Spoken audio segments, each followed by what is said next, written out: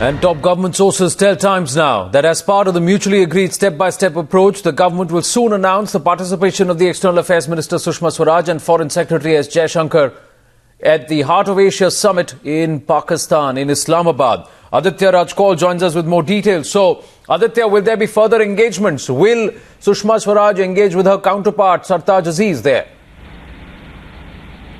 Well, absolutely, Anand. It's almost like nothing has been left unsaid. There have been diplomatic protocols and meetings that have transpired. Many of these meetings are not in the public domain. Nothing can be ruled out what exactly happened on the sidelines of COP21 in Paris. As you read out that particular statement, the joint statement between India and Pakistan, it clearly mentions that there were meetings that happened and transpired in Paris that led to the NSA's finally meeting at a neutral location in Bangkok.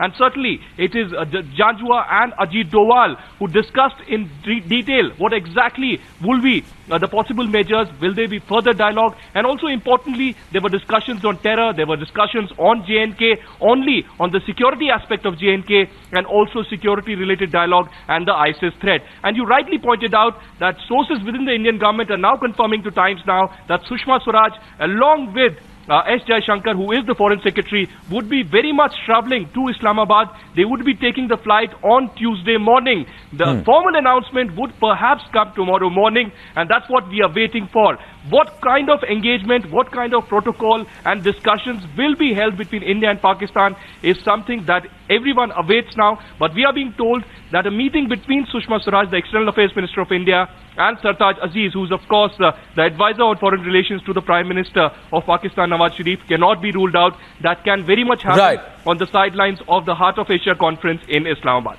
Aditya, stay on with us. More news coming in.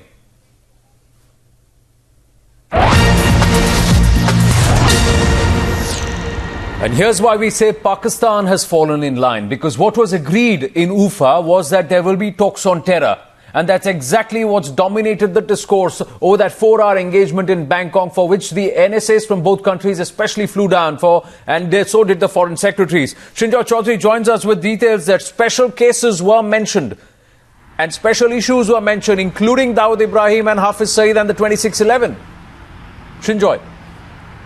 Yes, absolutely right. That is exactly what came up when terror came up. We spoke with people who were there, and what we heard is that specific cases were mentioned. That's why terror was talked about. So when you talk about specific cases, the issues that come up are Dawood Ibrahim, Hafiz Saeed, Lakvi, the Jaish-e-Mohammed, the LET, and also more recently ISI agents being caught in India and their attempts to spread terror in India. All these cases came up when the discussions took place between Mr. Ajit Doval and the Pakistani NSA. These issues had to be brought up in this 4-hour conversation between the two sides in the discussions, simply because if you just mention terror and terror, then the Pakistani side could have easily said, well, we are victims of terrorism as well, which is why specific cases that have hurt India, whether it's 2611, whether it's Hafiz Saeed and Lakvi, or earlier cases of Dawood Ibrahim, all of them were mentioned one by one during the discussions. That is what we get to hear from our sources who tell us about the meeting.